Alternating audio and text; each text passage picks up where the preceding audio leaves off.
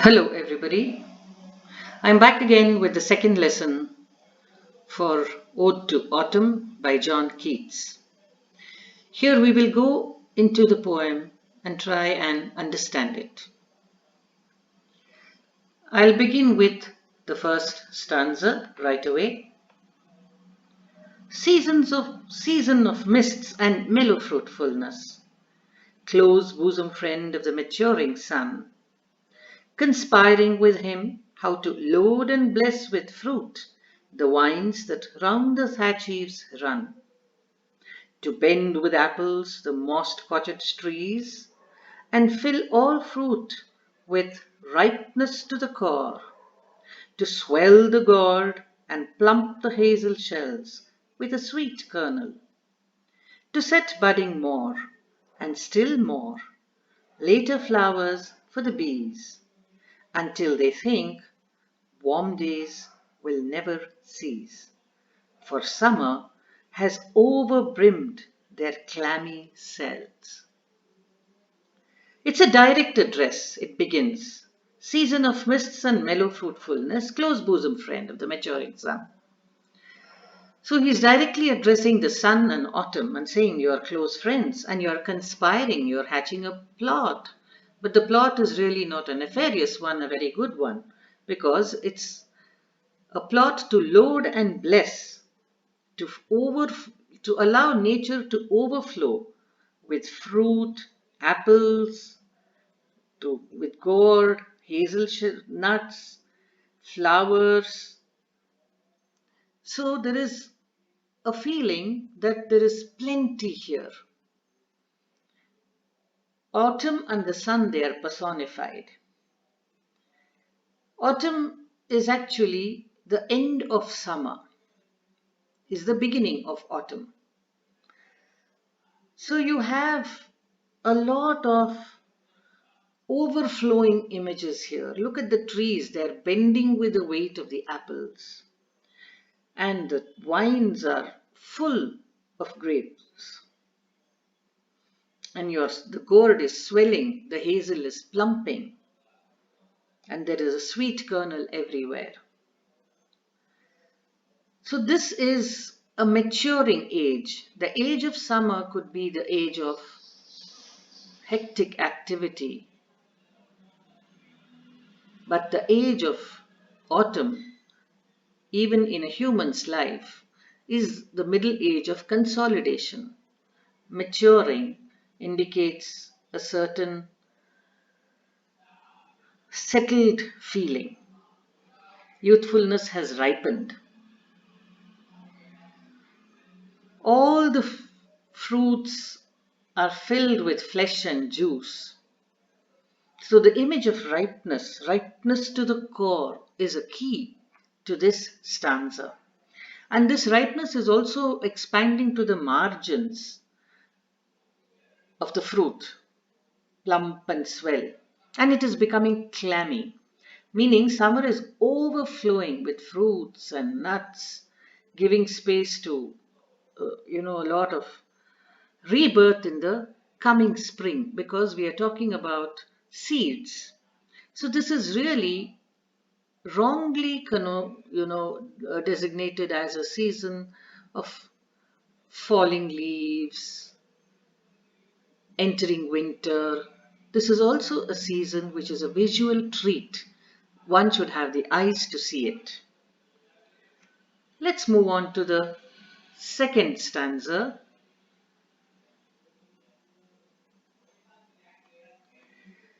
Who hath not seen thee oft amid thy store?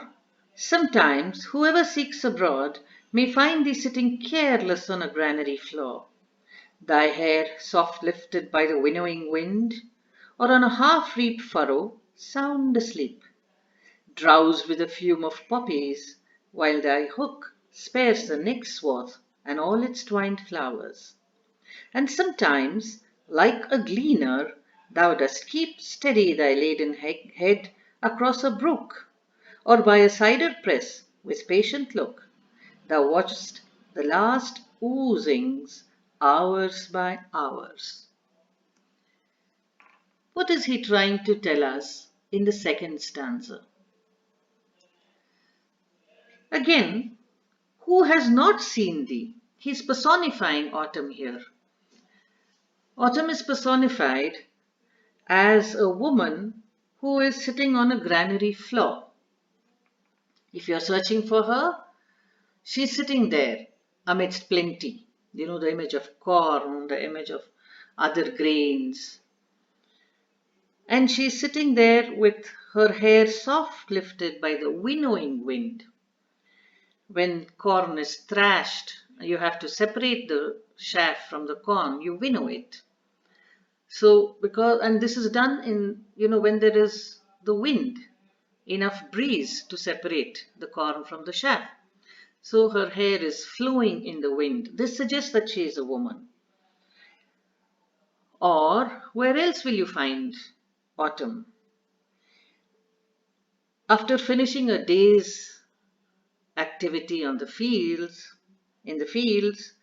you find that the person is sleeping, drowsed, made intoxicated with the scent and the heavy fragrance of poppies. So look at even the richness and the texture of that image. In the dry canals, drunk with the fragrance, the sickle lies beside unused. It's the heat of the day. Early morning work starts, and when it gets into midday, it becomes very heavy, the air. And so the person is drowsy and dozes off. So even that is a very powerful image. Or you may find autumn being represented by the gleaner. A gleaner is a person who's picking the leftover grain after having harvested everything. When the farmers leave, the leftover grain is picked up by those people who are in need. Even the gleaners have so much that they hardly can carry it on their head when they are crossing a brook. So that means autumn is really the season of plenty. The gleaner is bending from the weight of the leftovers. So you have harvesting, you have winnowing, you have people threshing, and you have also the cider press, where the apples are made into juice. So autumn is actually a season of hectic indoor activity. In the second stanza, we are talking a lot about this indoor activity. There are a lot of things happening after the corn is harvested, brought to the granary, and there it is winnowed and then stored in different ways, and the fruit is taken, made into juice. Look at the word, last line he uses in the second stanza. Thou watchest, or that is, autumn is watching, the last oozings, hours by hours. Look at the word, hours by hours, deliberately elongated sounds, oozing, to suggest that it's a very relaxed, leisurely phase.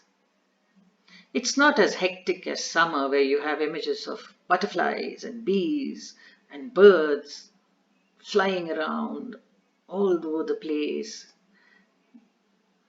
It's a relaxed kind of feeling that you get in the second stanza. So in the first stanza, there is a lot of outdoor visual imagery. In the second stanza, the focus is on hectic activity which is related to autumn, the season. It's more storing, consolidation, etc.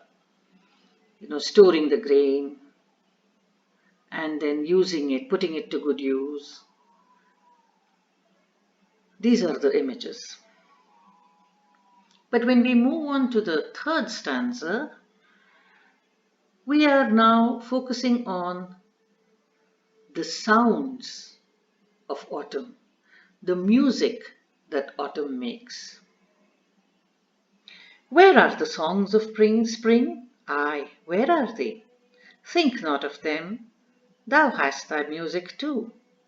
While barred clouds bloom the soft dying day, and touch the stubble plains with rosy hue, then in a wailful choir the small gnats mourn among the river sallows, borne aloft or sinking as the light wind lives or dies, and full-grown lambs loud bleat from hilly bourne. Hedge crickets sing, and now with treble soft the red-breast whistles from a garden croft, and gathering swallows twitter in the skies. You have your music too. It's not just spring which has a lot of music. He's consoling autumn. You have your music. It requires a particular ear to listen, just like it requires a particular eye to enjoy the treat that autumn offers, that you see in the first stanza.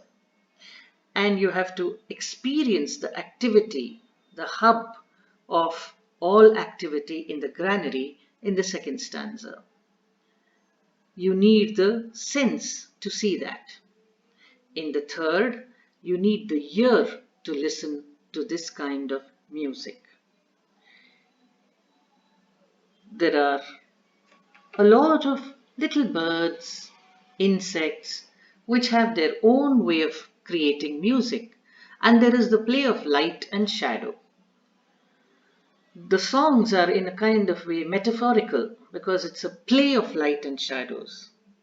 Look at the rosy hue when the sun sets down. So also when there is a certain settled feeling in middle age, there is a tint of plumpness when people grow from youth to middle age. So there is that sense of serenity. You have the sun setting and the entire sky becoming a little pink and orange. And the plains are all stubble plains. The fields have been harvested, so you only have a stubble there. Then you have the night insects, the gnats. The clouds are blooming like flowers. Look at what he says. They're blooming like flowers to light up the skies with rosy sunsets. The sky shows in between the clouds, so they feel, the poet feels that they're barred and blocked. And soft dying day, the day ends in a very soft, mellow note. So the Song of Autumn therefore begins with the song of the gentle colors of dusk. You have the riverside gnats mourning the dying day like a choir in funeral. Then you have the wings of the gnats when they beat as they fly up and down with the sound of the light winds. They create a kind of wailful music. That is that music of autumn. Then light fights to live in the sunset, like autumn fights to live in the beginning of winter. Again, we are talking about twilight zones here. In the beginning of the poem, the first stanza, there is a kind of a twilight zone, end of summer, beginning of autumn. In the third stanza, end of autumn and beginning of winter. So that is why the light also fights to live here in the sunset, as autumn fights to live in the beginning of winter. Look at the different kinds of music. I've already told you about the gnats. Then you have full-grown lambs bleating. They must have been born in spring and now they have reached adulthood. You have crickets rubbing their wings and making music. They're winter insects, they're night insects. You have the robins whistling in enclosed gardens. You have the swallows twittering. So it is a kind of sedate end to the day's activities or a sedate end to the season's activities. So even autumn generates a whole lot of indoor activities. Autumn creates a visual treat for us. Autumn creates an orchestra in nature. Why are you all considering autumn as a boring season? It's a season full of color and light and music. In fact, if you see, the last stanza, it's more like a landscape painting.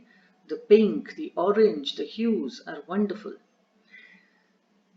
So, this is a visual treat. All in all, you have autumn being a very fruitful, fulfilling season for all your senses. It's to all your senses. It is a fulfilling season.